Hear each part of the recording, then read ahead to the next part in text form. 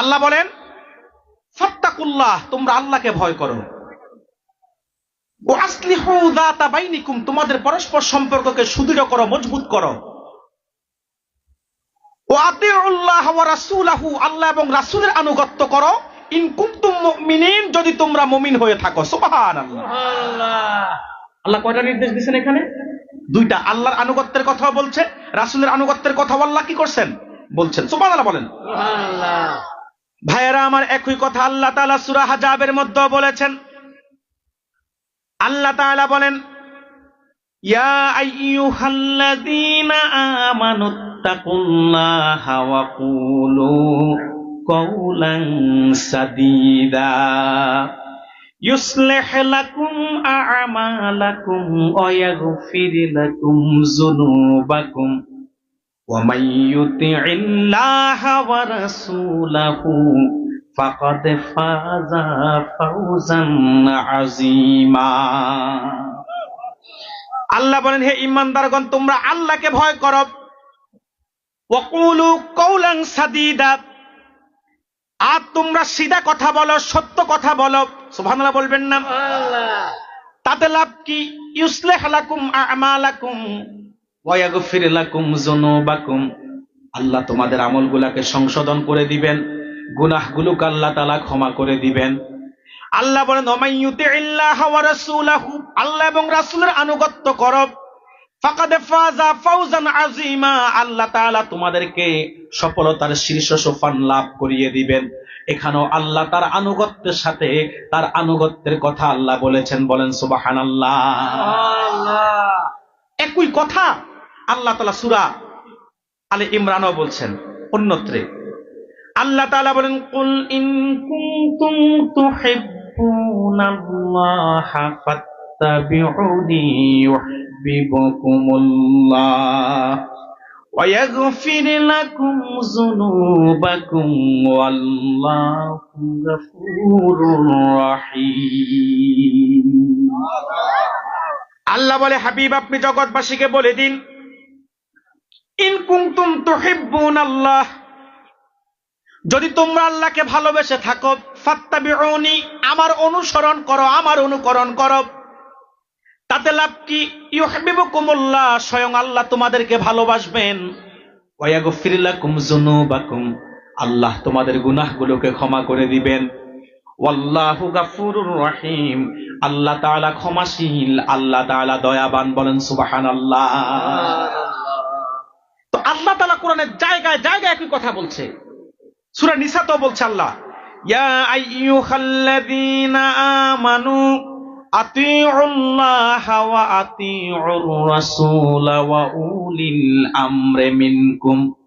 আল্লাহ বলেন, হে ঈমানদারগণ, তোমরা আল্লাহর আনুগত্য করো এবং রাসূলের আনুগত্য করো। ওয়া উলিল আমরি মিনকুম, এবং তোমাদের মধ্যে যারা উলিল আমর, তার মানে মুজতাহিদ, তাদের আনুগত্য করো। সুবহানাল্লাহ। এই যে আতিউল্লাহ এবং ও আতিউর রাসূল, এই দুইটা নির্দেশনা কোরআনে শুধু যে আল্লাহ তাআলা সূরা আলে ইমরানের 131 নং আয়াতে দিয়েছেন এমনটা নয়, জায়গায় জায়গায় আল্লাহ এই দুইটা নির্দেশ দিয়েছে। সুবহানাল্লাহ বলবেন না? কারণ এই দুইটা নির্দেশনার মধ্যেই আছে বান্দার ইহজাগতিক কল্যাণ এবং পরজাগতিক মুক্তি। সুবহানাল্লাহ। পৃথিবীতে যদি কেউ প্রভূত কল্যাণ চায়, আখিরাতে যদি কেউ নাজাত চায়, এটাই তো প্রত্যেকটা মানুষের স্বপ্ন। কথা বলছেন না কেন? এমন কোন মানুষ নাই যে কল্যাণ চায় না, এমন কোন মানুষ নাই যে নাজাত চায় না। প্রত্যেকটা মানুষের স্বপ্নই হচ্ছে কল্যাণ এবং আখিরাতে নাজাত। যদি কোনো ব্যক্তি দুনিয়াতে কল্যাণ চায় এবং আখিরাতে যদি কোনো ব্যক্তি নাজাত চায়, আতিউল্লাহ ও আতিউর রাসূল, এই দুইটি নির্দেশনার আনুগত্যের কোনো বিকল্প নাই। কারণ এই দুটি নির্দেশনার মধ্যেই আছে পৃথিবীতে প্রভূত কল্যাণ এবং আখিরাতে নাজাত, মুক্তি। সুবহানাল্লাহ বলবেন না? এখন প্রশ্ন হলো, হুজুর, আল্লাহর আনুগত্য কি, রাসূলের আনুগত্য কি? প্রশ্ন কি আসে না? আল্লাহ নিজেই ব্যাখ্যা করে দিয়েছেন, মাইয়ুতি'ইর রাসূলা ফাকাদ আতা আল্লাহ। রাসূলুল্লাহর আনুগত্যটাই হলো আমার আল্লাহ রাব্বুল আলামিনের আনুগত্য। সুবহানাল্লাহ। আনুগত্যের ক্ষেত্রে আল্লাহর নির্দিষ্ট তরিকা আছে, রাসূলের নির্দিষ্ট তরিকা আছে। সুবহানাল্লাহ বলবেন না? সুবহানাল্লাহ। আল্লাহ তাআলা যত সৃষ্টি আছে, গাছপালা, নদী, সাগর, সমুদ্র, যত সৃষ্টি আছে, জিন, ইনসান, সব সৃষ্টি একজনের আনুগত্য করে, তিনি কে? আল্লাহ।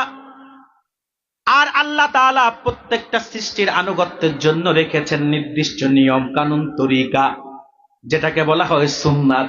কি বলা হয়? সুন্নাত।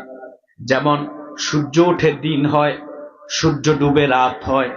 কথা বলেন, সূর্য উঠে দিন হয়। দেখেন, আপনারা একটু আমাকে সাপোর্ট দেন, নতুবা এমনিতে আমার কি পরিমাণ মেজাজটা গরম হয়ে আছে। কিন্তু মুমিন তো দরকার রাগ কন্ট্রোল করা, এই জন্য আমি রাগ কন্ট্রোল করতেছি। আর আজকে যে আলোচ্য বিষয় দিয়েছেন, একটু পরে রাগ কন্ট্রোলের ওয়াজই আছে সামনে। এখন আমি যদি রাগ কন্ট্রোল না করি তো বলবেন হুজুর আপনি ওয়াজ করতেছেন, আপনি নিজের রাগে নিয়ন্ত্রণে নাই। আপনি জানেন না মাইকের কারণে কি পরিমাণ রাগ যে আমার উঠে আছে। কিন্তু বিষয় আজকে এমন বিষয় দিয়েছেন যে রাগ দেখানোর সুযোগ নাই। কথা বুঝলেন? সম্মানিত সুধী, আমাকে একটু সাপোর্ট দেন আপনারা। আমি খুব বিরক্ত বোধ করতেছি এটার কারণে। না আমার কণ্ঠ দিতে পারতেছি, যে সুরে ওয়াজ করে না সুরটা আসতেছে। আমি যতই এদিক থেকে শক্তি দিচ্ছি, এখানে তো কারবার নাই। সম্মানিত সুধী, যে কথা বলছিলাম, আল্লাহ তাআলার নির্দিষ্ট তরিকা আছে, নিয়ম আছে, কানুন আছে, সুন্নাত আছে। যেমন সূর্য উঠলে দিন হয়, সূর্য ডুবলে রাত হয়। দিনের পরে রাত আসে, রাতের পরে কি আসে? দিন আসে। আচ্ছা বলেন তো, রাতের পরে কি আরেকটা রাত আসার সুযোগ আছে? দিনের পরে কি আরেকটা দিন আসার সুযোগ আছে? ইচ্ছে করলেও তো দিন, একদিনের পরে আরেকটা দিন আসতে পারে না। রাত পোহালে আবার রাত শুরু হতে পারে না। আমার আল্লাহ যেভাবে নিয়ম করে দিয়েছে, কানুন করে দিয়েছে, তার বাইরে রাতেরও যাওয়ার সুযোগ নাই, দিনেরও যাওয়ার সুযোগ নাই। যেমন 365 দিনের মধ্যে আজকের দিনটা সবচাইতে ছোট। যতটুকুন আল্লাহ তাআলা নির্ধারণ করেছেন ততটুকুনের বাইরে 1 সেকেন্ডও বেশি দিন থাকার সুযোগ নাই। রাত আসবে, এটা কাজ সুন্নাত। জোয়ারের পরে ভাটা আসবে, ভাটার পরে জোয়ার আসবে, এটা কাজ সুন্নাত। জোরে বলে এটা কাজ সুন্নাত, আল্লাহ সুন্নাত।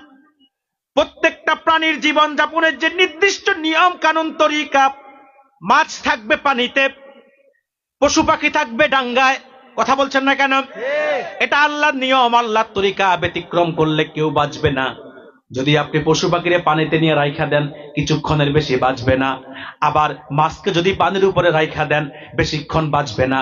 অর্থাৎ যেটার নিয়ম তরিকা রীতি কানুন, সেটার বাইরে যাওয়ার সুযোগ নাই।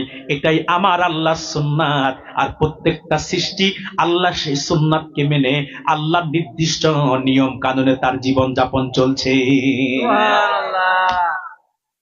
আর রাসূলের সুন্নাত হচ্ছে ১৫০০ বছর আগে আল্লাহর হাবিব যে আদর্শ রেখে গিয়েছেন, যার ব্যাপারে আল্লাহ সূরা হাজাবে বলেছেন, লাকাদ কানা লাকুম ফি রাসূলিল্লাহি উসওয়াতুন হাসানা। আল্লাহ বলেন নিশ্চয়ই তোমাদের জন্য মুহাম্মদ সাল্লাল্লাহু আলাইহি সাল্লামের মধ্যেই রয়েছে সর্বোত্তম আদর্শ। কি হবে উম্মার অর্থনীতি, কি হবে উম্মার ব্যক্তি জীবন, কি হবে পারিবারিক জীবন, কি হবে সামাজিক জীবন যাপন, কি হবে রাষ্ট্রনীতি, কি হবে সমাজনীতি, কি হবে সংসার নীতি, কি হবে যুদ্ধনীতি, কি হবে নারী নীতি, কি হবে শিক্ষানীতি। প্রত্যেকটা সেক্টরে আল্লাহর হাবিব মুহাম্মদ সাল্লাল্লাহু আলাইহি সাল্লাম যে উসওয়াত, আদর্শ, সুন্নাত, তরিকা, রীতি নীতি, সিস্টেম, পদ্ধতি যা কিছু হুজুর নির্ধারণ করেছে, সবটুকুনের আনুগত্য করাই উম্মতের জন্য আবশ্যক। কিন্তু আমরা তো করি না। আমরা হলাম ধোঁকাবাজ। আমরা ধোঁকা দিই, আল্লাহকেও ধোঁকা দিই, রাসূলকেও ধোঁকা দিই। বলেন, আমরা পরিপূর্ণ আল্লাহ এবং রাসূলের আদর্শ মানি না। আমরা আল্লাহকেও ধোঁকা দিই, রাসূলকেও আমরা ধোঁকা দিই। সেজন্যই দেখবেন এদেশের মানুষ 16 আনার মধ্যে 4 আনা রাসূলের সুন্নাত মানলে আর 12 আনা ছাড়ে। 4 আনা রাসূলের আদর্শ মানলে 12 আনা ছাড়ে। সহজ সহজ সুন্নাত গুলো আমরা মানি, নামাজে মানি, রোজায় মানি, হজে মানি, জাকাতে মানি, ঢিলা কুলুক, পাগড়ি, মেসওয়াক, দস্তরখানে মানি। কথা বলছেন না কেন? আপনি সামনে চলে আসুন, তাহলে আমার কথা বলতে সুবিধা হবে। আমার এই পাশে বসে। ভাইয়েরা আমার, আমরা ঢিলা কুলুকের সুন্নাত মানি, পাগড়ি মেসওয়াকের সুন্নাত মানি। কথা বলে না? নামাজের সুন্নাত মানি, রোজায় মানি। যেমন আজকে এশারে ফরজ কয় রাকাত পড়ছেন? কথা বলে না? 4 রাকাত। এখন ইমাম সাহেব যদি 2 রাকাত পড়াই তো মানতেন না? 3 রাকাত পড়ালে না কেন? 1 রাকাত কম হয়েছে, ঠিক কি না? তো 5 রাকাত পড়াইলে এখন তো 1 রাকাত বেশি, এবারও মানবেন না কেন? এখন না বেশি হয়েছে? কথা বলে না। আপনাদের ইমাম সাহেব আপনাদের গ্রামের সন্তান, তিনি পড়াইলে হয়তো মানবেন না, গ্রামের সন্তান। আমি যদি ঢাকা থেকে আইসা পড়াই মানবেন? আমি পড়াইলেও মানবেন না কেন? আমি তো ওয়াজ যা করবো সবই তো মানবেন, এটা মানবেন না? কথা বলে না। আচ্ছা, আমারটা না মানলেন, আমি আপনাদের দেশেরই হুজুর। যদি কাবা শরীফের ইমাম আব্দুর রহমান আসুদাই সাইসা যদি আপনাদের কামারগাঁওয়ে এশারের নামাজের ফরজ 5 রাকাত পড়ায়, মানবেন? তারপরও না কেন? তার কারণ আল্লাহর হাবিব বলেছেন, সাল্লু কামা রাআইতুমুনি উসাল্লি। উম্মত নামাজ পড়ে এমন ভাবে যেভাবে দেখেছো আমি রাসূল নামাজ পড়েছি। উম্মত আল্লাহ রাসূল এশারের ফরজ নির্ধারণ করেছে 4 রাকাত। কাবার ইমাম আয়েশা যদি 1 রাকাত কমায় বাড়ায়, আমরা মানি না, মানব না, কারণ এটা রাসূলের সুন্নাত না। তার মানে নামাজে আমরা সুন্নাত মানতেছি। কথা বলে না। রোজা তো মানি, সূর্য ডুবা ছাড়া 1 ডোক পানিও আমরা পান করি না। ক্ষুধা থাকা সত্ত্বেও 1 লোকমা খাবার আমরা গিলি না। সুবহে সাদিক থেকে সূর্য ডুবা পর্যন্ত পানাহার, স্ত্রী সহবাস নিষেধ, তা থেকে বিরত থাকি, অশ্লীল কাজে লিপ্ত হই না। এই ক্ষেত্রেও মানি, হজের ক্ষেত্রে বেশি মানে, কারণ চিন্তা করে যদি একটা সুন্নাত ছুটে যায়, না জানি আমার 60-7 লাখ টাকা মাইর হইয়া যায়। সবচেয়ে বেশি সুন্নাত মানে হজের ক্ষেত্রে কোথায় জানেন? যখন মিনাতে শয়তানরে পাথর মারতে যায়। কিনা বলেন? পাথর কয় আঙ্গুলে ধরবে, সাইজ কত হবে, কত জোরে মারবে। বুড়া মানুষ হাঁটতে পারে না, শক্তি নাই, তারপরে যখন শয়তানরে পাথর মারে সর্বোচ্চ শক্তি দিয়ে মারে, শয়তানরে মারতেছে। কিন্তু ওই লোকই দেখবেন বাংলাদেশে আসার পরে মিনার শয়তানের চাইতে বড় বড় শয়তানের পা চাটে, দালালি করে, গোলামি করে, তাবেদারি করে। কিনা বলেন? আমরা হজের ক্ষেত্রে রাসূলের আদর্শ মানি কি মানি না? নামাজে মানি, রোজায় মানি, যাকাতে কিছু মানি, বেশি সারি। কথা বলছেন না কেন? এই জন্য আমি বলি, মনে রাখবেন কামারগাঁওবাসী, যাকাত গরিবরা কম খায়, ধনীরা বেশি খায়। আপনাদের শ্রীমঙ্গলের ধনীরা বেশি না খাইলেও আমাদের কুমিল্লার ধনীরা বেশি খায়। দেখবেন আগে যাকাত বেশি গরিবরা খাইতো, এখন ধনীরা বেশি খায়। আপনাদের এই কামারগাঁওর কথা বাদ দিলাম, শ্রীমঙ্গলে এমনও ধনী আছে যার প্রতি বছর 50 লাখ 1 কোটি টাকা পর্যন্ত যাকাত আসে। এখন যে লোকটা 1 কোটি টাকা যাকাত আসলো, সে যদি 10 লাখ টাকা শাড়ি, লুঙ্গি, বুট, সেমাই, চিনি দেয়, বাকি 90 লাখ কে খাইছে? কথা বলে না। সে নিজেই খাইছে। ঠিক কিনা বলেন? আর এই যে শাড়ি দেয়, লুঙ্গি দেয়, এটা আদৌ যাকাত দেওয়ার সুন্নাত তরিকা না। আমার দেশে এই যে 200 টাকা, 300 টাকা, 500 টাকা যাকাত দেয়, এই যাকাত দেওয়ার কোনো ফজিলত নাই, কোনো লাভ নাই, কারণ 200 টাকা মানুষের কোনো উপকারে আসে না। কিন্তু যদি সুন্নাত তরিকায় কামারগাঁওয়ের মানুষ যাকাত দিতেন, তো 5টা বছর লাগতো না, কামারগাঁওয়ের সব গরিবরা ধনী হয়ে যেত। যেমন বলবেন, হুজুর কিভাবে? আমি ফর্মুলাটা দেখাইয়া দিলে আপনারাও বুঝবেন। আপনাদের কামারগাঁও অন্তত 200টা পরিবার আছে না নাই? আছে। জোরে বলেন। আচ্ছা, 200 পরিবার কামারগাঁওয়ে আছে, সবাই কি ধনী? সবাই কি গরিব? 100টা পরিবার মনে করেন ধনী, আর 100 পরিবার গরিব। আচ্ছা, 100টা ধনী পরিবারের সবার তো সমান যাকাত আসে না। কারো 1 লাখ আসে, কারো 2 লাখ, কারো 5 লাখ, কারো 10 লাখ, কারো 20 লাখ, কারো 50 লাখ। কথা বলেন না কেন? আমি যদি গড়ে সবার 1 লাখ করেও ধরি, 100 পরিবারের 100 লাখ আসে না নাই? আসে কি আসে না? আচ্ছা, 100 পরিবারের 100 লাখ মানে 1 কোটি। এই 1 কোটি টাকা যাকাত যদি একসাথ করতো, অন্তত 20টা গরিব যুবককে সিএনজি কিনে দিতে পারতো কি পারতো না? 1 কোটি টাকা একসাথ করলে অন্তত 20টা গরিব যুবককে ব্যবসা ধরাইয়ে দেওয়া যায় কি যায় না? 1 কোটি টাকা একত্রিত করলে অন্তত 20টা গরিব যুবককে বিদেশ পাঠানো যায় কি যায় না? যদি এই সুন্নাত তরিকায় যাকাত কামারগাঁওয়ের মানুষ দিত, তো 5 বছরে প্রতি বছর 20 জন করে যদি এস্টাবলিশ হইতো, 5 বছরে কামারগাঁওয়ে আর গরিব খুঁজে পাওয়া যেত না, সব ধনী হয়ে যেত। কিন্তু প্রশ্ন হলো, এই কাজটা করবে কে? বিড়ালের গলায় ঘন্টাটা বাঁধবে কে? ঠিক কিনা বলেন? বিড়ালের গলায় ঘন্টা বাঁধবে কে? আল্লাহ নিজেই দায়িত্বটা বন্টন করছে কোরআনে সূরাতুল হাজ্জের 41 নং আয়াতে।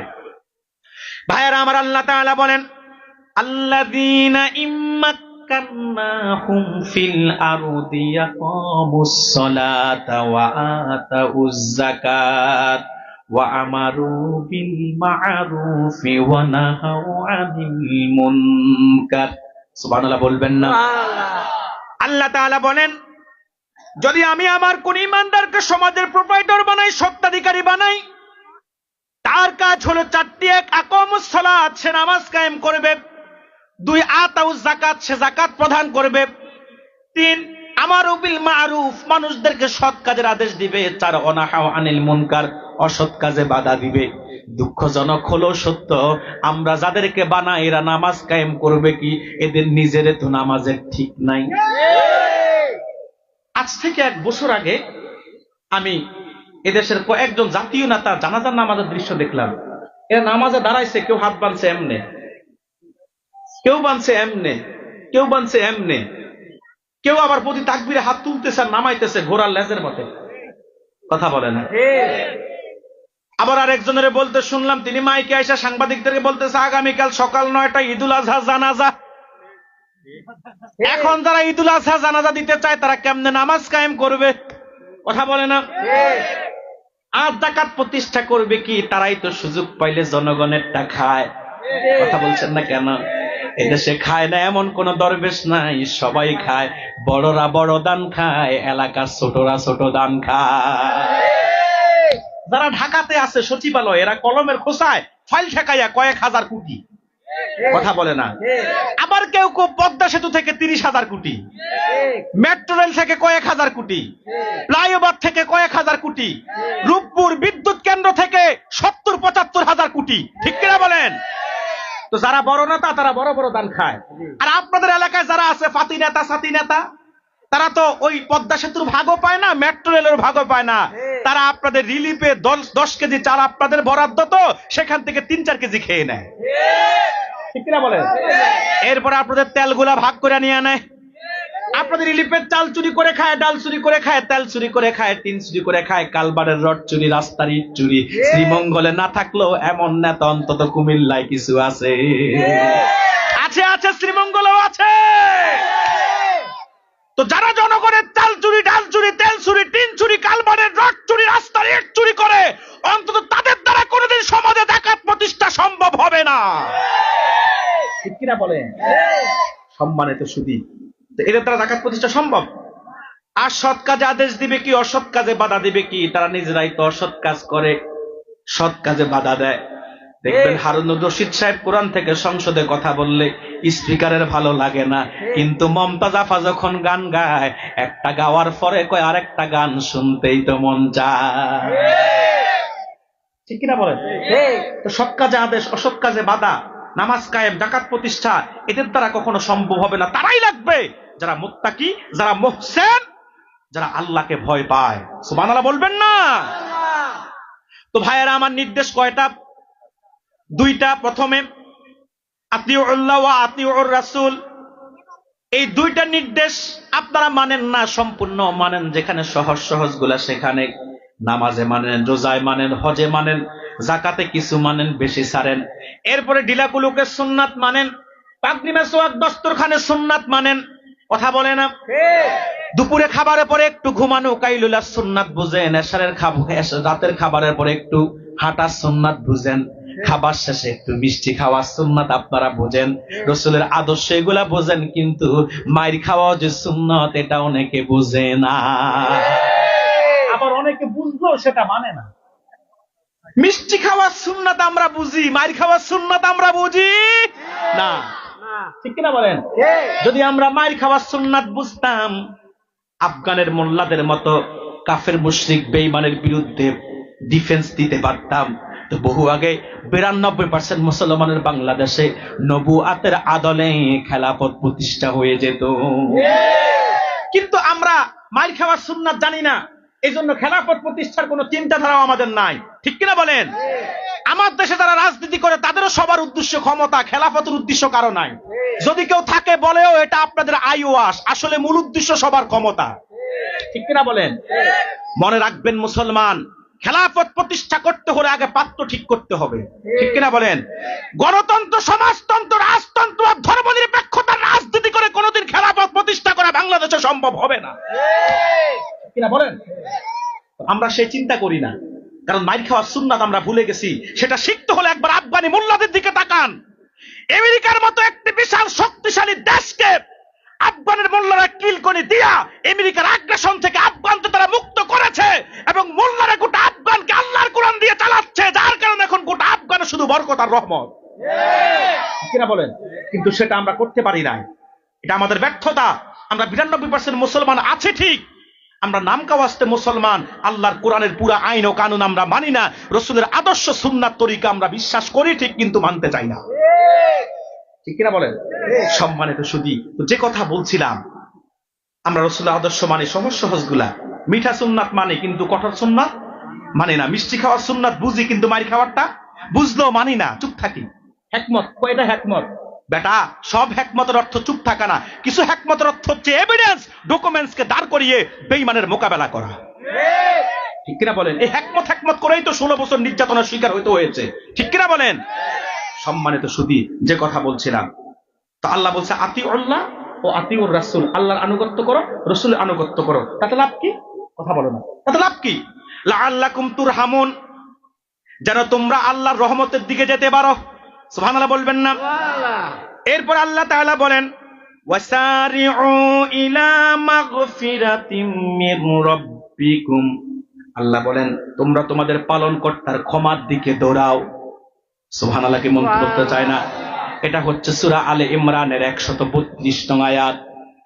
আল্লাহ, আমার আলোচনা শুরু থেকে শেষ পর্যন্ত কিন্তু মনে রাখবেন, প্রথমে আল্লাহ তাআলা বলেছেন আল্লাহর আনুগত্য করো, রাসূলের আনুগত্য করো। কয়টা নির্দেশ? 2টা নির্দেশ করা আল্লাহ দিয়েছেন। এই যে 2টা নির্দেশের উদ্দেশ্য কি? লাআল্লাকুম তুরহামুন, যাতে তোমাদের উপর রহমত করা হয়, যেন রহমত পাওয়ার সুযোগ পান। এই জন্য আল্লাহর আনুগত্য এবং রাসূলের আনুগত্যের কথা আল্লাহ বলেছেন। এই 2টা মানলে রহমত পাবেন, বরকত পাবেন, নাজাত পাবেন, কল্যাণ পাবেন, মুক্তি পাবেন। সুবহানাল্লাহ বলবেন না? এই 2টার পরে আল্লাহ তাআলা বলেন ওয়াসারিউ ইলা মাগফিরাতিম মির রাব্বিকুম, তোমরা তোমাদের পালনকর্তার ক্ষমার দিকে দৌড়াও। কার ক্ষমার দিকে? মনে রাখবেন মুসলমান, আল্লাহর ক্ষমার দিকে যদি না দৌড়ান তো দুনিয়াও আপনার শেষ, আখিরাতও আপনার শেষ। কথা বলছেন না কেন? আল্লাহর ক্ষমার দিকে আপনাকে দৌড়াতে হবে, কারণ আল্লাহর ক্ষমা যদি আপনি না পান তাহলে পৃথিবীতে মौज করবেন, মাস্তি করবেন, আনন্দের জীবন যাপন কাটাবেন ঠিক, কিন্তু আখিরাতে আপনার বাঁচার কোনো সুযোগ নাই। আখিরাতে ক্ষমা পাওয়ার কোনো লাইনও নাই, লাইন যা আছে কোথায়?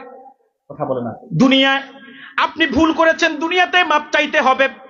অপরাধ করেছেন, অন্যায় করেছেন, ক্ষমা দুনিয়া থেকেই নিয়ে নিতে হবে। আখিরাতে ক্ষমা নেবেন সেই সুযোগ নাই। ততক্ষণ পর্যন্ত ক্ষমা পাওয়ার সুযোগ আছে যতক্ষণ পর্যন্ত মৃত্যুর গড়গড়া সৃষ্টি না হয়। কথা বলছেন না কেন? মালাকুল মউতকে যতক্ষণ পর্যন্ত দেখবেন না ততক্ষণ পর্যন্ত ক্ষমা চাইলেই আল্লাহ মাফ করে দিবেন। কিন্তু মালাকুল মউত রূহ কবজ করতে চলে এসেছে, মৃত্যুর গড়গড়া শুরু হয়ে গেছে, মালাকুল মউত এখন রূহটা কবজ করবে, আর এখন এই সুযোগে তওবা করবেন চান্স নাই। কথা বলছেন না কেন? যতক্ষণ পর্যন্ত মালাকুল মউত মৃত্যুর প্রস্তুতি না নেবে ততক্ষণ পর্যন্ত ক্ষমা চাইলেই আল্লাহ ক্ষমা করে দিবেন। সুবহানাল্লাহ বলবেন না? আল্লাহর ক্ষমার দিকে দৌড়াবেন, এটা মুমিনের চরিত্র, এটা মুত্তাকির চরিত্র, এটা মুহসিনের বৈশিষ্ট্য। সুবহানাল্লাহ বলবেন না? মুহসিন সব সময় একজনের ক্ষমা চায়, সে তিনি কে? আল্লাহর ক্ষমা প্রার্থনা করে মুহসিন সব সময় তওবা করে। আমি আজকে তওবার বিষয় লম্বা কোনো কথা বলবো না, কারণ গত কয়েকদিন আগে আমি বেলতলিতে এসেছিলাম, সেখানে অনেক ব্যাপক ব্যাখ্যা আমি করেছি। কথা বলেন না কেন? এই জন্য আজকে সেদিকে আমি যাব না। তো আল্লাহ বলেন তোমরা তোমাদের রবের ক্ষমার দিকে দৌড়াও। সুবহানাল্লাহ বলবেন না? এবং আল্লাহ বলেন ওয়া জান্নাতিন আরদুহাস সামাওয়াতি ওয়াল আরদ, আল্লাহ বলেন জান্নাতের দিকে ছুটে যাও যার সীমানা আকাশ এবং জমিন সমান। সুবহানাল্লাহ বলবেন না? বিশাল জান্নাত। আল্লাহ বলেছেন শুধু ক্ষমার দিকে ছুটবা তা না, জান্নাতের দিকে ছুটে দাও। কত সুন্দর মিল সামনের অংশ আর পিছের অংশ।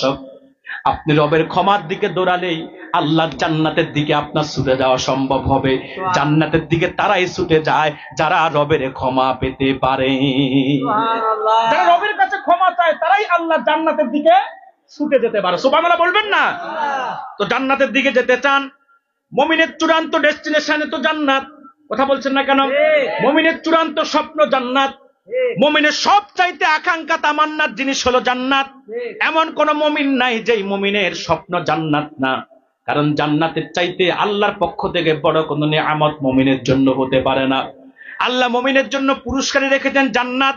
আর এটা এত সৌন্দর্যমণ্ডিত, এটার বিশালতা এত বেশি, আল্লাহর হাবিব বলেছে ইমানদারদের মধ্যে আল্লাহ তাআলা সর্বনিম্ন ইমানের অধিকারী যে, আদনা ইমানের অধিকারী যে, তাকে আল্লাহ যে জান্নাতটা দিবেন সেই জান্নাতটাও হবে গোটা দুনিয়ার চাইতে আরো 10 গুণ বড়। মুমিনের যে জান্নাত আল্লাহ দিবেন ওই জান্নাতটা হবে গোটা দুনিয়ার চাইতে কত বড়? সব মুমিনের না, একেবারে আদনা মুমিনের। আচ্ছা দুনিয়াটা কত বড় বলেন তো? জানেন আপনারা কত বড়?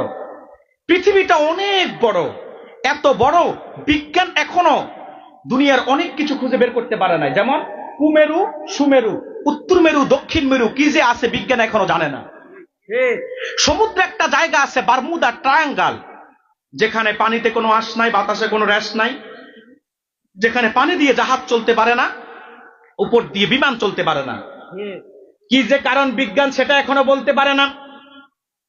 আফ্রিকাতে একটা জঙ্গল আছে অ্যামাজন, সেই অ্যামাজন জঙ্গলের অনেক কিছুই এখনো বিজ্ঞান খুঁজে বের করতে পারে নাই। অ্যামাজন বঙ্গ জঙ্গলটা এখনো বিজ্ঞান শেষ করতে পারে নাই সায়ের করে, সফর করে। এত বিশাল অ্যামাজন, পৃথিবীটা অনেক বড়, অনেক বড়। এই যে আপনারা কামার গায়ের মানুষ, শ্রীমঙ্গলের ছোট্ট একটা অঞ্চল, কথা বলে না, আপনারা তো বাংলাদেশের বাসিন্দা ঠিক না? এই কামার গায়ের মানুষ আপনার দেশটা কি খুঁজে ঘুরে শেষ করতে পারছেন? কথা বলে না। আমি গত 3-4 দিন আগে মাহফিল ছিল আমার রংপুরে, আপনার মিঠাপুকুর থানা। আমার কুমিল্লা থেকে রংপুর যেতে আমার লেগেছে প্রায় 16-17 ঘন্টা গাড়িতে। আবার পরদিন আপনাদের সিলেটে প্রোগ্রাম ছিল, এই রংপুর থেকে সিলেট আসতে আমার আরো লেগেছে 16-17 ঘন্টা গাড়িতে। রংপুরের পরে তো আরো অনেক বাংলাদেশ বাকি রয়ে গেছে, পঞ্চগড় পর্যন্ত, হিলিতে গিয়ে শেষ, অর্থাৎ তেতুলিয়া, একেবারে তেতুলিয়া গিয়ে বাংলাদেশ শেষ। আবার এদিকে হচ্ছে টেকনাফ। টেকনাফ বলতে একবারে সেন্ট মার্টিন পার হয়ে বঙ্গোপসাগরের সীমানা যতটুকু, অর্থাৎ বঙ্গোপসাগরে বাংলাদেশের সীমানা যতটুকু, ততটুকু পর্যন্ত বাংলাদেশ। এদিকে রূপসা এবং পাথুরিয়া, এই যে বিশাল বাংলাদেশ 56,000 বর্গ মাইলের। একজন কি আছেন যে আমি আমার দেশটা ঘুরে শেষ করতে পেরেছি? কথা বলেন না কেন? পারেন নাই। এর চাইতে বড় হচ্ছে ভারত, প্রায় 25 গুণ বড় বাংলাদেশ থেকে। আমি তো প্রায় ভারতে অনেক যাওয়া হয় আমার। ভারতের বিভিন্ন রাজ্যে আমি প্রচুর প্রোগ্রাম করেছি, বিভিন্ন সেমিনার, আন্তর্জাতিক কনফারেন্সে আমি গেস্ট হিসাবে যেতাম। তো এক রাজ্য থেকে এক রাজ্য যেতে মাঝে মধ্যে এত ডিস্টেন্স হতো, বিমানে আমার 2 ঘন্টা লাগতো। কিসে? একটা রাজ্য থেকে, পুরো দেশ না, একটা রাজ্য থেকে আরেক রাজ্যে যেতে এমনও রাজ্য আছে যেটা 2 ঘন্টা 2.5 ঘন্টা লাগবে। যেমন আপনি আগরতলা থেকে বোম্বে যাবেন 2 ঘন্টার কম সময় লাগবে না। আগরতলা থেকে কলকাতা দমদম যাবেন 1 ঘন্টার বেশি সময় লাগবে ইন্ডিগুতে। এত বিশাল ভারতবর্ষ। তার থেকে বড় হচ্ছে চায়না, চীন যেটা, তার থেকে বড় হচ্ছে যুক্তরাজ্য, যুক্তরাষ্ট্র। এই যে পৃথিবীটা এত বিশাল, এত বড়, তাও পৃথিবীর 1 ভাগ স্থল 3 ভাগ জল। এই বিশাল পৃথিবীর চাইতে 10 গুণ বড় জান্নাত। সুবহানাল্লাহ কি বলবেন না? এই জান্নাত যে মুমিন পাবে, সে মুমিনটা হবে আদনা ইমানের অধিকারী। আমি মাঝে মধ্যে ভাবি, যদি আদনা ইমানের অধিকারী মুমিন বান্দা যদি এত বড় জান্নাত পেয়ে যায়, আমরা যারা নামাজ পড়ি, রোজা রাখি, হারাম খাই না, হালাল খাই, আল্লাহর হুকুম মানি, নবীর সুন্নাত তরিকা অনুযায়ী চলি, আল্লাহ তাআলার সকল বিধানের সামনে আনুগত্য প্রকাশ করি, রাসূলুল্লাহকে মহব্বত করি, ভালোবাসি, দরুদ পড়ি, সালাম দেই। কথা বলছেন না কেন? আমরা যারা রাসূলের আশিক, আল্লাহ আমাদেরকে যে জান্নাতটা দিবেন সেটা কত বড় সেটা আল্লাহই ভালো জানে। জান্নাতের সৌন্দর্য তো অপরূপ, যে সৌন্দর্য মুমিন জান্নাতের দিকে দৃষ্টি দিলেই তো মুমিনের চোখ ঝুরিয়ে যাবে। সুবহানাল্লাহ বলবেন না? জান্নাতে খাবার দাবারের অভাব নাই, যা চাইবেন তাই পাবেন। মুখ খুলে বলতে হবে না, মনে তামান্না জাগলেই তো আল্লাহ সামনে হাজির করে দিবেন। আবার খাবার পরে যখন ঢেকুর দিবেন, সবকিছু মুহূর্তের মধ্যে আপনার হজম হয়ে যাবে। যে হুরগুলো আল্লাহ তাআলা আপনাদের ভাগে রাখছেন জান্নাতে, এক একটা হুর এত সুন্দর, যারা এত সুন্দর, এত সুন্দর, এত সুন্দর, যাদের চামড়া ভেদ করে হাড্ডির ভিতরে যে মর্যাগুলো আছে সেগুলা পর্যন্ত বাহির থেকে দেখা যায়। যুবকরা, বাংলাদেশে যে সুন্দরীদের প্রেমে তোমরা পাগল হও, স্কুল কলেজে ভর্তি হলে সুন্দর একটা মেয়ে দেখলেই তার পিছে দৌড়ায়। কথা বলে না? তাকে হাত করার জন্য কত চেষ্টা তোমরা করো। প্রথমত তার বান্ধবীকে ম্যানেজ করো, কথা বলে না। বান্ধবীকে ম্যানেজ করে তার ফেসবুক আইডি নেয়, এরপরে হোয়াটসঅ্যাপ নাম্বার নেয়, এরপরে নক দেয়। প্রথমে আগে মেয়েটাকে ইমোশনাল ব্ল্যাকমেল করে, তোমার চোখের প্রেমে পড়েছি, কথা বলে না, তোমার হাঁটার প্রেমে পড়েছি, তোমার কথা এত মিষ্টি, আমি যতই শুনি আমার ক্লান্তি লাগে না, কথা বলে না। মেয়েটাকে ইমোশনাল ব্ল্যাকমেল করে, ইমোশনাল ব্ল্যাকমেল কইরা আস্তে আস্তে আস্তে আস্তে মেয়েটাকে রাজি করে, এরপর মেয়েটার মন জয় করার জন্য পুচকা খাওয়ায়, কথা বলে না। এরপরে মেয়েটার পছন্দের সব জিনিস তাকে গিফট করে, কথা বলে না। এত চেষ্টা যে মেয়েটার জন্য করো, তার যৌবন আর রূপ থাকে সর্বোচ্চ 35 বছর, ঠিক কিনা বলেন? এরপর আস্তে আস্তে তার চামড়া বটা শুরু হয়, চেহারার মধ্যে বার্ধক্যের চাপ আসে, কথা বলে না। তার পা গুলা শীতের মধ্যে ফেটে যায়, আস্তে আস্তে তার শরীরের চামড়া গুলা বটে যায়, তার শরীরের হাড্ডি মাংস গুলা আস্তে আস্তে লুজ হয়ে যায়, রং ধরা যৌবন ঝং ধরে শেষ হয়ে যায়, কথা বলছেন না কেন? কিন্তু যুবক, এই মেয়েটাকে পাওয়ার জন্য যত চেষ্টা করছো, যদি অতটুকুন চেষ্টা যদি আল্লাহকে পাওয়ার জন্য করতা, তো জান্নাতে গেলে যে হুরগুলা পেতা, এগুলা তোমার এই মেয়ের সৌন্দর্য কি, এই গার্লফ্রেন্ডের সৌন্দর্য কি, তার সাথে কত হাজার কোটি গুণ বেশি, তা ধারণা দেওয়ার মতো জ্ঞান আমার নাই। যে এত সুন্দর যে তাদের হাড্ডির ভিতরে মর্দাগুলা পর্যন্ত দেখা যায়। জান্নাতে যা খাবেন তৃপ্তি সব পাবেন, যা চাবেন তাই খেতে পারবেন। আবার যা খাবেন সেটার জন্য কোন রকমের ইনপুট আছে, আউটপুটের কোনো ব্যবস্থা নাই, ঠেকুর দিবেন, আল্লাহ হজম করে দিবেন। সুবহানাল্লাহ বলবেন না? এত সুন্দর জান্নাত, এত অপরূপ ভাবে আল্লাহ সাজিয়েছেন, যেদিকেই তাকাবেন চোখ জুড়িয়ে যাবে। মুমিন তো জান্নাতে ঢুকেই মনে করবে আর দরকার নাই, যত ভিতরে যাবেন তত সুন্দর, যত ভিতরে যাবেন তত সুন্দর। সেখানে আছে দুধের নহর, সেখানে আছে মধুর নহর, সেখানে আছে মদের নহর। আবার আপনারা যে মদ খান, এই মদ না, এটা হারাম, কথা বলছেন না কেন? জান্নাতে সব আছে। সবচাইতে যেই নিয়ামত আল্লাহ জান্নাতীদের জন্য রেখেছে সেটা হচ্ছে মাওলার দিদার, সুবহানাল্লাহ বলবেন না? জান্নাতীদের জন্য সবচেয়ে বড় দামি উপহার হচ্ছে আল্লাহ তাআলা জান্নাতীদেরকে গিফট দিবেন আল্লাহর দিদার। জান্নাতীরা পাবে আল্লাহকে দেখা, আল্লাহকে দেখতে চাওয়া, আল্লাহকে দেখতে পাওয়া। এটা কোন মুমিনের আকাঙ্ক্ষা না বলেন? সবারই তো আকাঙ্ক্ষা, ঠিক কিনা বলেন? তো এই জন্য এই যে জান্নাত আপনি পাবেন, যে জান্নাতের নিচ দিয়ে স্বচ্ছ পানির ফোয়ারা প্রবাহমান। আল্লাহ সূরা বুরুজে বলেছেন, ইন্নাল্লাযীনা আমানু ওয়া আমিলুস সলিহাতি লাহুম জান্নাতুন তাজরি মিন তাহতিহাল আনহার যালিকাল ফাওজুল কাবীর। আল্লাহ বলেন, নিশ্চয় যারা ঈমান আনবে এবং নেক আমল করবে, তাদের জন্য তাদের রবের পক্ষ থেকে রয়েছে জান্নাত। কোন জান্নাত? যে জান্নাতের নিচ দিয়ে স্বচ্ছ পানির ফোয়ারা প্রবাহমান, সুবহানাল্লাহ বলবেন না? সেখানে দুধের নহরও আছে, মধুর নহরও আছে, মদের নহরও আছে। যা চাইবেন সব পেয়ে যাবেন। এটাই তো সবার আকাঙ্ক্ষা, কথা বলেন না কেন? এজন্য আল্লাহ বলেছে, প্রথমত রবের ক্ষমার দিকে দৌড়াও, দ্বিতীয়ত জান্নাতের দিকে দৌড়াও। বলবেন না? এখন জান্নাতের দিকে দৌড়াতে হলে আগে ক্ষমার দিকে দৌড়াতে হবে। আল্লাহ ক্ষমা পাওয়া ছাড়া জান্নাতে যাওয়ার কি কোনো চান্স আছে বলেন? তাহলে আমরা আল্লাহর ক্ষমা চাই কি চাই না? জান্নাত আমাদের শেষ ডেস্টিনেশন, গন্তব্য হোক, চাই কি চাই না? সে কথাই আল্লাহ বলেছেন, ওয়াসারিউ ইলা মাগফিরাতিম মির রাব্বিকুম ওয়া জান্নাতিন আরদুহাস সামাওয়াতু ওয়াল আরদ। আল্লাহ বলেন, তোমাদের পালনকর্তার ক্ষমার দিকে দৌড়াও এবং জান্নাতের দিকে ছুটে যাও, যার সীমানা হচ্ছে আসমান এবং জমিন। আল্লাহ বলেন, উইদ্দাত লিল মুত্তাকিন, যা তৈরি করা হয়েছে ফরজকারদের জন্য, মুত্তাকিদের জন্য, আল্লাহ ভীরুদের জন্য। সুবহানাল্লাহ বলবেন না? এই যে জান্নাত যেটার বর্ণনা আমি দিলাম, রবের ক্ষমার দিকে দৌড়ালে যে জান্নাত পাবেন আপনি, যে জান্নাত আপনার সর্বশেষ ডেস্টিনেশন হবে, সেটা রেখেছে আল্লাহর জন্য। আল্লাহ বলেন সেটা হচ্ছে মুত্তাকিদের জন্য, ফরজকারদের জন্য। সুবহানাল্লাহ বলবেন না? তাহলে আলোচনা কি বুঝতেছেন? কথা বলুন। প্রথমে আল্লাহ বলছে কারানুগত্য করো। আমরা কয়টা আয়াত তেলাওয়াত করছি সূরা আলী ইমরানের? 3টা, 131, 32, 33। প্রথমে আল্লাহ তাআলা বলেছেন কি? কথা বলে না? আল্লাহর আনুগত্য করো। দ্বিতীয়তে বলেছে আল্লাহ রাসূলের আনুগত্য করো, এই দুইটা মানবেন। তৃতীয়ত আল্লাহ বলেছে রবের ক্ষমার দিকে দৌড়াবেন, চেষ্টা করবেন ক্ষমার জন্য। জীবনে যা ভুল রাশি করেছেন সবকিছুর জন্য আল্লাহর কাছে ক্ষমা চাইতে রাজি আছেন? আল্লাহর কাছে ক্ষমা চাইলে কি লস আছে? কথা বলছেন না কেন? মনে রাখবেন, ক্ষমা চাইলে লাভ আছে, কারণ আল্লাহর কাছ থেকে ক্ষমা নিতে পারলেই আল্লাহ জান্নাত তকদিরে জুটবে। তো তৃতীয়ত বলছে আল্লাহ ক্ষমার দিকে দৌড়াও, আল্লাহ ক্ষমার দিকে দৌড়াও। চতুর্থত বলছে জান্নাতের দিকে দৌড়াও। সুবহানাল্লাহ বলেন। উইদ্দাত লিল মুত্তাকিন, যেটা কাদের জন্য? মুত্তাকিদের জন্য। এখন বাকি অংশ শুনবেন। আপনাদের মনে কষ্ট হচ্ছে? 1 ঘন্টা তো প্রায় হয়ে গেছে। রাগ করে তো বলছিলাম যে 1 ঘন্টার বেশি বলবো না, আর কিছুক্ষণ শুনবেন। আর আধা ঘন্টা কারা কারা কষ্ট করবেন হাত তোলেন।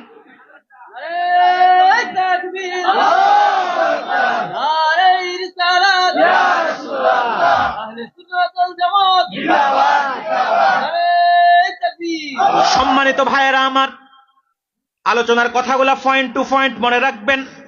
এরপর আল্লাহ তাআলা এবার 33 নং আয়াতের মধ্যে বলেন, আল্লাযীনা ইউনফিকুনা ফিস সাররাই ওয়াদ দাররা। সুবহানাল্লাহ বলবেন না? আল্লাহ তাআলা বলেন, যারা সচ্ছল ও অসচ্ছল অবস্থায়, অর্থাৎ অভাবগ্রস্ত অবস্থায় দান করে। কাদের কথা বলছে? যারা সচ্ছল এবং অভাবগ্রস্ত অবস্থায় দান করে। আপনারা কি করেন? কথা বলে না। আপনারা দান করেন, তবে সচ্ছল অবস্থায় করেন, অসচ্ছল অবস্থায় অভাবগ্রস্ত ভাবে করেন না। কেন? আমরা সচ্ছল অবস্থায় দান করি, কিন্তু অভাবগ্রস্ত অবস্থায় দান করি না। কিন্তু আল্লাহ বলেন, আল্লাযীনা ইউনফিকুনা ফিস সাররাই ওয়াদ দাররা, যারা সচ্ছল এবং অসচ্ছল অবস্থায়, অভাবগ্রস্ত অবস্থায় দান করে। ও মুসলমান, দান করবেন, এটা আল্লাহ তাআলা আপনাদের জন্য আবশ্যক করেছেন। দান সদকা করতে হবে যে যার জায়গা থেকে। সূরা বাকারায় আল্লাহ তাআলা বলেছেন, মিম্মা রাযাকনাহুম ইনফিকুন, তারা আল্লাহর দেওয়া সম্পদ থেকে আল্লাহর রাস্তায় ব্যয় করে। সবাই করবে, যার যতটুকু সামর্থ্য আছে। অভাবে থাকলেও করবেন, ভালো থাকলেও করবেন। কথা বলছেন না কেন? কিন্তু আপনারা টাকা থাকলে করেন, কিন্তু অভাবে থাকলে আপনারা করেন না। যদি বলি কিছু দেন না, বলবেন হুজুর নিজেই তো খাইতে পাই না, মসজিদ মাদ্রাসায় কবরস্থান আর ওয়াজ মাহফিলে দিব কি? কথা বলেন। অথচ মুহসিন যারা হবে, তাদের গুণাবলী হচ্ছে তারা সচ্ছল অবস্থায় দান করবে, অসচ্ছল অবস্থায় দান করবে। এটা আল্লাহর হাবিবের সাহাবীদের বৈশিষ্ট্য ছিল। আল্লাহ রাসূলের সাহাবীরা সচ্ছল অবস্থায় যেমন দান করতেন, অসচ্ছল অবস্থায়ও তারা দান করতেন। হাদিস সাক্ষী, সাহাবীদের মধ্যে ধনী সাহাবী যেমন ছিল, গরীব সাহাবীও ছিল। ধনী সাহাবীদের মধ্যে সবচেয়ে ধনী যে কয়েকজন ছিল, তার মধ্যে একজন ছিল ওসমান গনি। বলছেন না কেন? হযরত ওসমান এত বেশি দান করে, সরল সম্পদ ইসলামের জন্য যেমন ছিল, ঠিক দানটাও তেমন করত। আপনাদের দেশের ধনীরা তো দান করার সময় একটু হিসাব করে দান করে। না জানি আমার 20 টাকার বান্ডিল থেকে 5000 টাকা দিলে না জানি বান্ডিলটা কমে যায়। কিন্তু হযরত ওসমান যেমন ধনী ছিল, তার মনটাও তত বড় ছিল। এত দান ওসমান করত। হাদিস সাক্ষী, তাবুক যুদ্ধের সময় ওসমান এত বেশি দিনার আর দিরহাম দিয়েছে। তখন তো আর টাকা পয়সা ছিল না, দিনার ছিল, দিরহাম ছিল। এত দিরহাম দিয়েছে, এত দিরহাম দিয়েছে। হাদিস সাক্ষী, আল্লাহ রাসূল হযরত ওসমানের দিনারের মধ্যে 1 হাত ঢুকিয়েছেন, দিরহামের মধ্যে আরেক হাত ঢুকিয়েছেন, নেড়েছেন আর বলেছেন, হুজুর বলেন, আজকের দানে ওসমানের প্রতি আল্লাহ এত খুশি হয়েছে, কিয়ামত পর্যন্ত আর কোনদিন আল্লাহ ওসমানের প্রতি নারাজ হবেন না। আছে দান ছিল আপনাদের মধ্যে। হযরত আবু বকর খুব বেশি ধনী সাহাবী ছিলেন না, কিন্তু তারপরও আল্লাহর হাবিব যখন চাইলেন ইসলামের জন্য, গড়ের সব কিছু হযরত আবু বকর রাসূলুল্লাহর কদমে এনে হাজির করেছেন। আল্লাহর হাবিব বলে, আবু বকর রে, সবই তো নিয়ে এসেছো, কিছুই তো বাদ রাখো নাই। কথা বলছেন না কেন? সবই তো নিয়ে আসলে আবু বকর, কিছুই তো বাদ রাখো নাই। ঘরে কি কিছুই রাখো নাই? সুবহানাল্লাহ। আবু বকর জবাব দেয়, হুজুর, ঘরে আমি অবশ্যই রেখে এসেছি সবচেয়ে বড় দামি সম্পদ। আল্লাহর হাবিব বলে, আবু বকর রে, কিসি সম্পদ রেখে আসলা? আল্লাহর হাবিবকে জবাব দেয় হযরত আবু বকর বলে, হুজুর, ইয়া রাসূলুল্লাহ, ইয়া হাবিবাল্লাহ, হুজুর, যদি আমি সবকিছু নিয়ে এসেছি আপনার জন্য, ইসলামের জন্য হাদিয়া করতে আপনার কাছে নিয়ে এসেছি হুজুর, তবে আমার ঘরে সবচেয়ে দামি সম্পদ রেখে এসেছি আমি আল্লাহ এবং তার রাসূলকে। কি মন আর দানের কি সিস্টেম! সুবহানাল্লাহ বলবেন না? সাহাবায়ে কেরাম সচ্ছল অবস্থা দান করতেন, অসচ্ছল অবস্থা দান করতেন। অসচ্ছল অবস্থায় কত বেশি করতেন, আমি একটা হাদিস শোনাই আপনাদেরকে। আল্লাহর হাবিবের এক সাহাবী 2-3 দিনের ক্ষুধার্ত, রোজা অবস্থায় সাহারি খায় পানি দিয়ে, ইফতারি করে পানি দিয়ে, আর কিছুই খেতে পারে না অভাবের কারণে। মসজিদে নববীতে এক সাহাবীকে পেয়ে রাতের বেলা বলল, ভাই আজকে রাতে আমি তোমার ঘরে মেহমান হব। সুবহানাল্লাহ বলবেন না? সাহাবী বাড়িতে গিয়ে বিবিকে বলল, বিবি আল্লাহর হাবিবের সাহাবী মেহমান হবে, ঘরে কি এসে কি আছে? বিবি বলল, প্রাণের স্বামী আমরা তিনজন মানুষ, আমি তুমি এবং আমাদের কলিজার টুকরা সন্তান, আমরা মানুষ সাথে তিনজন, কিন্তু খাবার আছে একজনের। আল্লাহর হাবিবের সাহাবী বলল, বিবি রে, রাসূলের সাহাবী আমার ঘরে মেহমান হতে চেয়েছে, তাকে তো নিষেধ করা যাবে না। বিবি বলল, স্বামী চিন্তার কারণ নাই, আপনি রাসূলের সাহাবীকে আসতে বলবেন। হাদিস সাক্ষী সাহাবী আসার আগেই মহিলাটা তার কলিজার টুকরা সন্তানকে ঘুম পাড়াইয়া দিয়েছে যেন সে খাবার না চায়। সুবহানাল্লাহ। এরপরে যখন সাহাবী আসলো, এখন অন্তত সাহাবী যখন খাইতে বসবে চাইবে তো ওই সাহাবী ভাইকে নিয়ে বসতে, কিন্তু খাবার তো একজনের খাবার আছে, একজনের খাবারটা সাহাবীর সামনে নিল। সাহাবীর সামনে দেওয়ার পরে স্বামী আর স্ত্রী এক জায়গায় বসলো, বসে বাতিটা নিবাইয়া দিল। সাহাবী ওদিক থেকে তৃপ্তি সহকারে খায়, এদিক থেকে তারা খালি প্লেটের মধ্যে হাত নামায় আর তুলে মুখে নেয়। ওই সাহাবী যেন দূর থেকে মনে করে আমিও খাচ্ছি আর তারাও খাচ্ছে। আল্লাহ এত খুশি হয়েছে, এই আয়াতগুলা নাজিল করে দিয়েছে তার শানে। সুবহানাল্লাহ বলেন। তো যারা সচ্ছল অবস্থায় দান করে, অসচ্ছল অবস্থায়, এটা সাহাবায়ে কেরামের বৈশিষ্ট্য ছিল। উম্মতের মধ্যে যারা মুমিন মুত্তাকি মুহসিন, তারাও সচ্ছল অবস্থায় দান করবে, অসচ্ছল অবস্থায় দান করবে। দান খেরা করার ক্ষেত্রে তারা কৃপণতা করবে না, বখিলামি করবে না। কিন্তু আপনারা দিন দিন এত মন শক্ত হচ্ছে, দুনিয়ার রাস্তায় দান করার ক্ষেত্রে যত আগ্রহ আর উদ্দীপনা আছে, কিন্তু আল্লাহর রাস্তায় দান করার কথা বললেই আমাদের চেহারাটা মলিন হয়ে যায়। এমন মুসলমান দুই একজনে মাঠেও থাকতে পারে কি পারে না? গান বাজনার কনসার্টের জন্য দান করতে গেলে আমার নামটা পোস্টারের উপরে দিয়ে দিও, ঠিক আছে 10,000 দিয়ে দিমুনি। কথা বলছেন না কেন? দুনিয়াবি কাজে দান করতে কইলে কয় আমার একটু আগে আগে মূল্যায়ন করে, আমার নামটা একটু বেশি বেশি করে মানুষের কাছে প্রচার করে যেন মানুষ আমার দানবীর কয়। কিন্তু আল্লাহর রাস্তায় দান করার কথা বললে ভ্রু কুচকে ফেলে, কপাল চামড়া গুলা কুচকে ফেলে। কথা বলছেন না কেন? মুসলমান নাম মনে রাখবেন, সম্পদ দিয়েছে আল্লাহ। আল্লাহর রাস্তায় যদি ব্যয় করতে না পারেন, আপনার মতো ব্যর্থ আর কেউ হতে পারে না। আল্লাহ আজকে সম্পদ দিয়েছে, কালকে আপনার থেকে আল্লাহ কেড়েও নিতে পারে। আমার আল্লাহ সেই ক্ষমতা আছে না নাই? মনে রাখবেন, সম্পদ যা তাই এগুলো দিয়েই তো আল্লাহ কখনো আমাকে খুশি করে, কখনো আপনাকে। সকালবেলার ধনী বিকালবেলা ফকির হয়ে যায়, আবার বিকাল বেলার ফকির সকালবেলা ধনী হতে পারে কি পারে না? আরে নদীর কুল ভাঙে ও কুলে ঘরে, এই তো নদীর খেলা, সকালে বেলা রে বাদশা রে তুই ফকির সন্ধ্যা বেলা। এই জন্য সচ্ছল অবস্থা আল্লাহ রাস্তা দান করবেন, অসচ্ছল অবস্থা দান করবেন। রাজি আছেন তো ইনশাল্লাহ? যে যে জায়গা দান করলে আল্লাহ খুশি হয়, আল্লাহর রাস্তায় দান করা হয়, সেই সেই জায়গায় দান করবেন। রাজি আছেন তো ইনশাল্লাহ? এটা হচ্ছে মুহসিনদের বৈশিষ্ট্য। কাদের বলেন? মুহসিনদের বৈশিষ্ট্য আল্লাযীনা ইউনফিকুনা ফিস সাররাই ওয়াদ দাররা, তারা সচ্ছল এবং অসচ্ছল অবস্থায় দান করে। কার রাস্তায়? আল্লাহর রাস্তায় দান করে।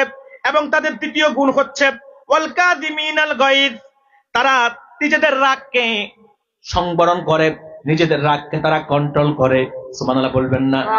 মুহসিনরা প্রথমত তারা সচ্ছল অবস্থায় দান করে, অসচ্ছল অবস্থায় দান করে। দ্বিতীয়ত হচ্ছে ওয়াল কাযিমিনাল গায়জ, তারা নিজেদের রাগকে কন্ট্রোল করে। সুবহানাল্লাহ বলবেন না?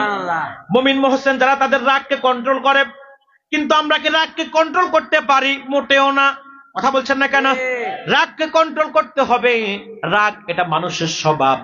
তবে রাগ জি যতই হোক না কেন, যদি ধৈর্য ধরতে পারেন তাহলে আপনি সফলতা পাবেন।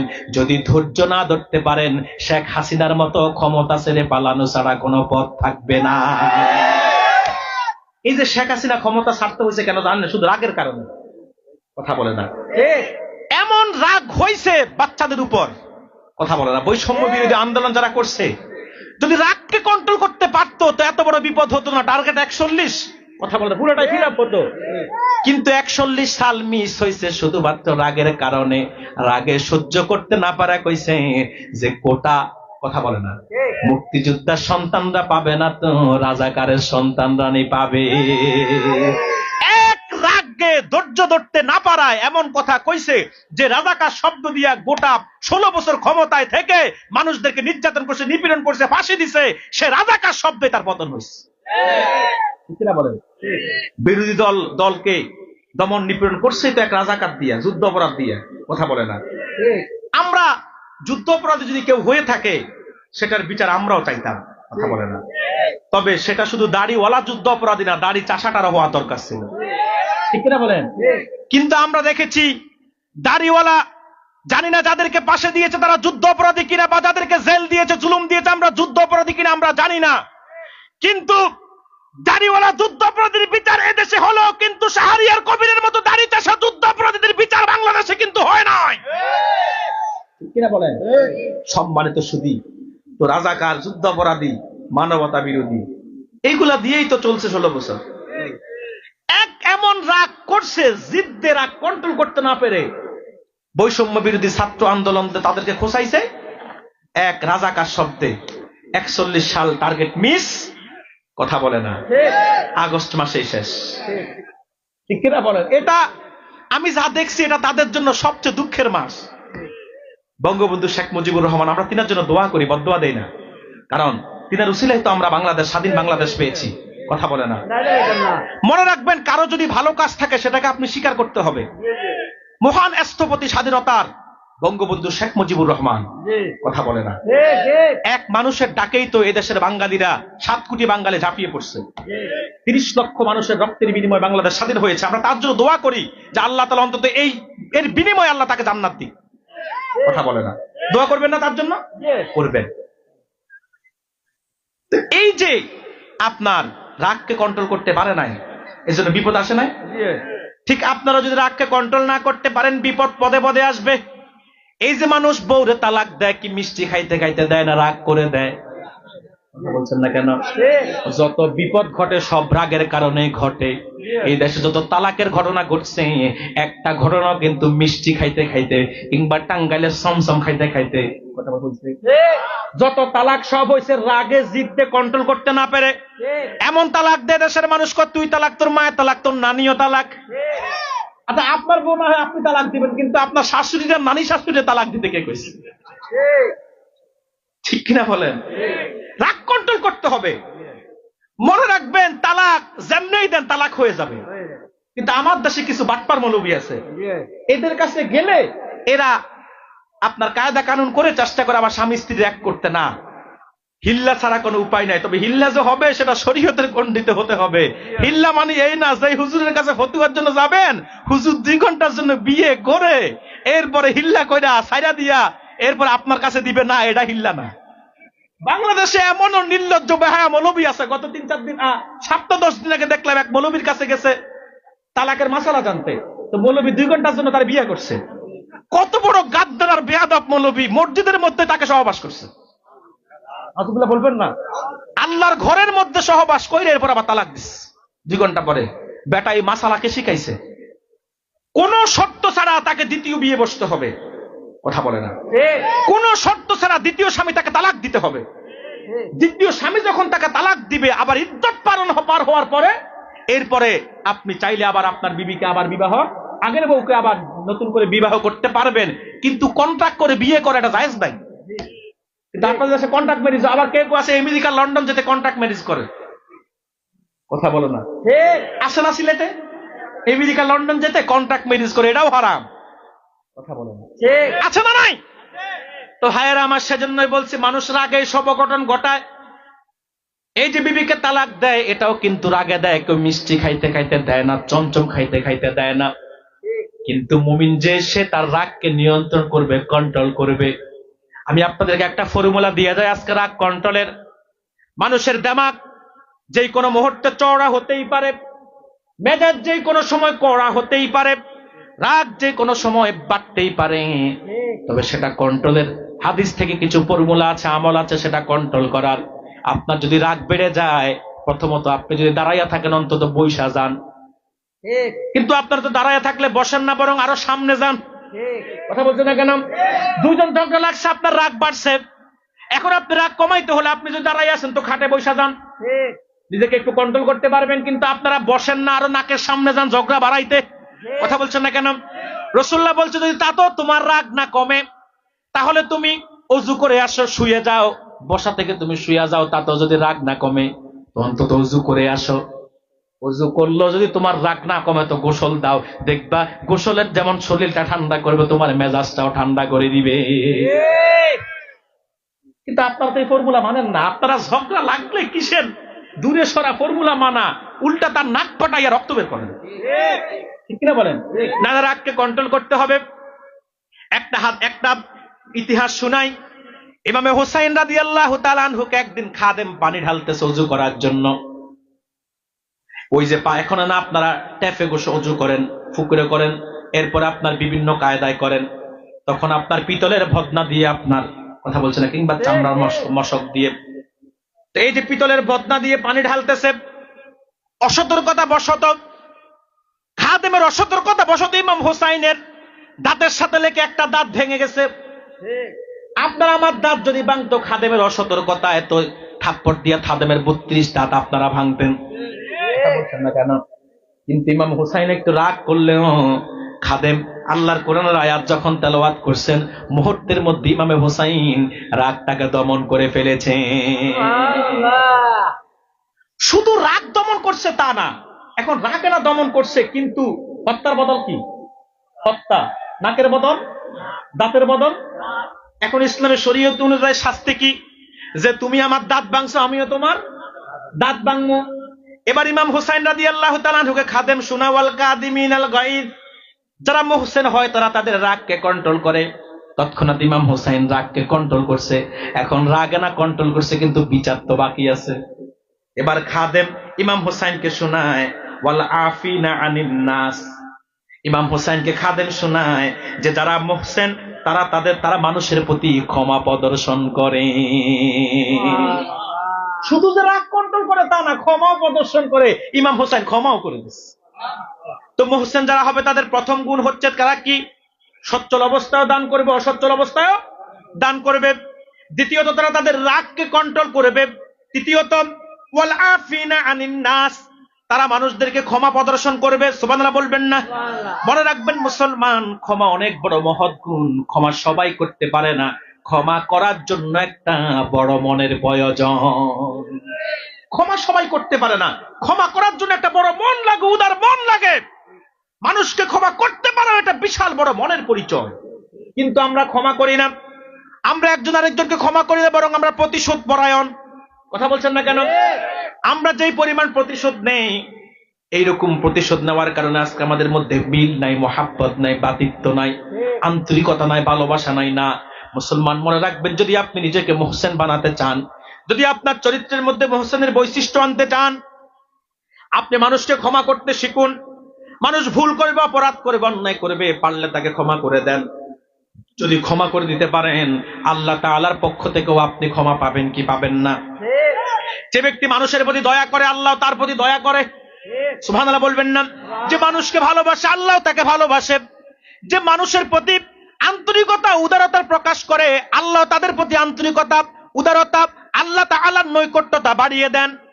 আর উদারতা দিয়ে যতটুকু আপনি মানুষের মন জয় করতে পারবেন, আপনি জিদ দিয়ে, রাগ দিয়ে ততটুকুন পারবেন না, প্রতিশোধ দিয়ে ততটুকুন পারবেন না। আমি একটা দৃষ্টান্ত দিলে বুঝবেন। ১৫০০ বছর আগে এক ইহুদি যুবক মসজিদে নববীতে পেশাব করে দিয়েছে। আচ্ছা, ইহুদি যুবকটা মসজিদে নববীতে পেশাব করছে, এটা কি পবিত্র স্থান না অপবিত্র স্থান? হযরত ওমর সহ সাহাবায়ে কেরাম যারা ছিল সবার মেজাজ গরম, যে মসজিদে পেশাব করছে এটা পবিত্র স্থান। আল্লাহর হাবিব হযরত ওমরকে বলে, ওমর রাগ হইও না, একটু ধৈর্য ধরো, তাকে পেশাব করতেছে, তাকে করতে দাও। সুবহানাল্লাহ বলবেন না? তার প্রস্রাব করা যখন শেষ হলো, রাসূলটাকে ডাকছে আর তার সামনে মসজিদে নববীর গুরুত্ব, মাহাত্ম্য তুলে ধরেছে। আল্লাহর হাবিব যখন মসজিদ নববীর গুরুত্ব, মাহাত্ম্য তার সামনে তুলে ধরেছে, সে বুঝতে পেরে বলল, হুজুর আপনাদের এত বড় একটা পবিত্র স্থান আমি পেশাব করেছি, আপনারা যে আমাকে মেরে ফেলেন না, এটা তো আমার কপালের ভার। এটা আমার ভাগ্য ভালো, তকদির ভালো। হুজুর তার মানে ইসলামের চাইতে উদারতার ধর্ম আর কিছু নাই। হুজুর আমাকে পড়ায়া দেন লা ইলাহা ইল্লাল্লাহু মুহাম্মাদুর রাসূলুল্লাহ সাল্লাল্লাহু আলাইহি ওয়াসাল্লাম। তো আল্লাহ তাআলা কয়টা গুণের কথা বলেছেন মুহসিনদের? প্রথমত তারা সচ্ছল অবস্থায় দান করবে, অসচ্ছল অবস্থায়ও দান করবে। দ্বিতীয়ত তারা তাদের রাগকে কন্ট্রোল করবে। তৃতীয়ত মুহসিন যারা হবে তারা মানুষদের প্রতি ক্ষমা প্রদর্শন করবে। এই তিনটি গুণ যারা অর্জন করবে আল্লাহ তাআলা বলেন ওয়াল্লাহু ইউহিব্বুল মুহসিনিন। প্রকৃত বস্তুত আল্লাহ তাআলা মুহসিনদেরকে ভালোবাসেন। এবার আসেন মূল কথায়, আবার আমি ফিরে যাই 1 ঘন্টা 15 মিনিট আগে। আপনাদের কি কষ্ট হচ্ছে? 1 ঘন্টা 15 মিনিট আগে আমি আবার ফিরে যাচ্ছি। আল্লাহ তাআলা বলেছেন তোমরা আল্লাহর আনুগত্য করো। দ্বিতীয়ত বলেছে রাসূলের আনুগত্য করো। করতে রাজি আছেন? জোরে বলেন। তৃতীয়ত আল্লাহ তাআলা বলেছেন আল্লাহর ক্ষমার দিকে দৌড়াও। চতুর্থত বলেছেন জান্নাতের দিকে দৌড়াও। সুবহানাল্লাহ বলবেন না? পঞ্চম বলেছে সচ্ছল এবং অসচ্ছল অবস্থায় আল্লাহর রাস্তায় দান করো। ষষ্ঠ বলেছেন রাগকে কন্ট্রোল করো। সপ্তম বলেছে মানুষের প্রতি ক্ষমা প্রদর্শন করো। এই গুণাবলীগুলো অর্জন করতে রাজি আছেন? কথা বলেন না কেন? এই গুণাবলীগুলিকে অর্জন করতে রাজি আছেন? তাহলে আমরা আজকে ওয়াদা করি, নিয়ত করি, হযরত ওমর রাদিয়াল্লাহু তাআলা আনহু যে যুব কল্যাণ ইসলামের যুব সংঘের উদ্যোগে আজকের মাহফিল, এই মাহফিলটা সফল হয়ে যাবে তখনই এই যে 7টা গুণের কথা শুনেছেন যদি এর 2-1টা গুণ নিজের মধ্যে বাস্তবায়ন করতে পারেন। আপনারা তো ওয়াজ শুনেন, কান সুখ করেন, কিন্তু বাস্তব করেন না। কথা বলে না? আমরা ওয়াজ শুনি, কান সুখ, কথা বলে না। আমরা দেখি যে হুজুরের কণ্ঠ কত সুন্দর, হুজুর কথা যে বলতেছে ধারাবাহিকতা আলোচনা আছে না নাই? কথা বলে না। এরপর আপনারা চেষ্টা করেন যে হুজুর কি গরম ওয়াজ করে না ঠান্ডা ওয়াজ করে, ওয়াজ কি আমার দলের পক্ষে যাচ্ছে না বিপক্ষে যাচ্ছে, আমার মন মতো হচ্ছে না মনের বিপক্ষে যাচ্ছে, কথা বলে না? না, এগুলা ফলো করা ভালো দিক। আপনারা বিষয়ভিত্তিক আলোচনা শুনতে অভ্যস্ত হচ্ছেন বিদায়ী তো এদেশের বক্তারাও এখন বিষয়ভিত্তিক আলোচনা করতে বাধ্য। কিন্তু আগে তো এমনটা ছিল না, বেশিরভাগই চলতো কিচ্ছা কাহিনী গল্প। কেডা তাল গাছ উঠছে, কেডা বট গাছ উঠছে, কেডা পানির উপর দিয়ে হাইটা গেছে, লাইলির কিচ্ছা, মজনুর কিচ্ছা, মনসুর হাল্লাদের কিচ্ছা দিয়ে ঘন্টা পার। কিন্তু এখন আর এই কিচ্ছা কাহিনী চলে না। আমি সেগুলো থেকে সব সময় বেঁচে থাকার চেষ্টা করি। যতক্ষণ আলোচনা করি চেষ্টা করি কোরআন থেকে হাদিস থেকে বিষয়ের আলোকে বিষয়ভিত্তিক ধারাবাহিকতা বজায় রেখে কথা বলতে। এটা আমি চেষ্টা করি।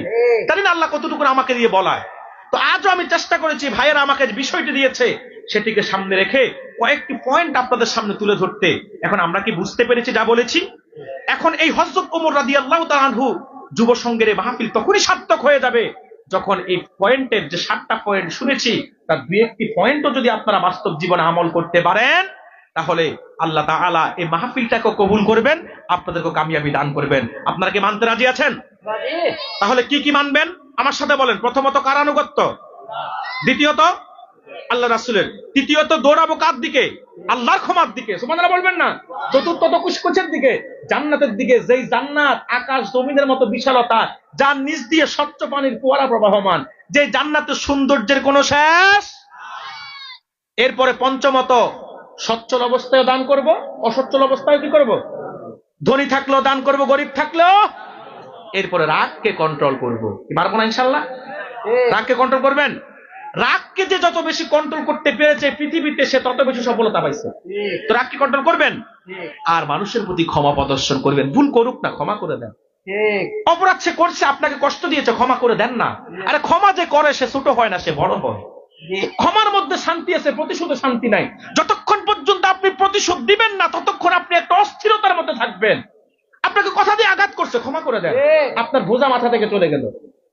আপনার গায়ে আঘাত করছে, পারলে ক্ষমা করে দেন না, টেনশন দূর হয়ে গেল। আর প্রতিশোধ পরায়ণ যতক্ষণ হবেন ততক্ষণ নিজের মধ্যে অস্থিরতা কাজ করবে, স্থিরতা আসবে না, শান্তি আসবে না, তৃপ্তি পাবেন না। আসেন না ক্ষমা করে দেয় মানুষদেরকে, ক্ষমার বৈশিষ্ট্য অর্জন করি। আমাকে যে যত সমালোচনাই করুক, যত কথাই বলুক, একটু সাময়িক রাগ করলো আমি আবার ক্ষমা করে দেই, বলুক না। আল্লাহ তাকে বলার জন্য জবান দিয়েছে, সে বলতে থাকুক। ফেসবুক একটা আছে, সে লিখতে চায়, লিখুক না, কতক্ষণ লিখবে? লিখতে লিখতে সে ক্লান্ত হবে, কিন্তু আমি বিরক্ত হব না। কথা বলেন। তো এই জন্য এই যে কথাগুলো বলেছি আজকে, যে কয়টা পয়েন্টে কথা বলেছি, এই কয়টা পয়েন্ট যদি আপনারা আমল করতে পারেন তো পৃথিবীতে প্রভূত কল্যাণ পাবেন, আখেরাতে নাজাত পাবেন, আল্লাহ জান্নাতের মেহমান পাবেন, সুবহানাল্লাহ বলবেন না, এবং মুহসিন হয়ে দুনিয়া থেকে বিদায় নিতে পারবেন। আল্লাহ আমাদেরকে কবুল করুক, আল্লাহ আমাদেরকে মঞ্জুর করুক, বলি আল্লাহুম্মা আমিন।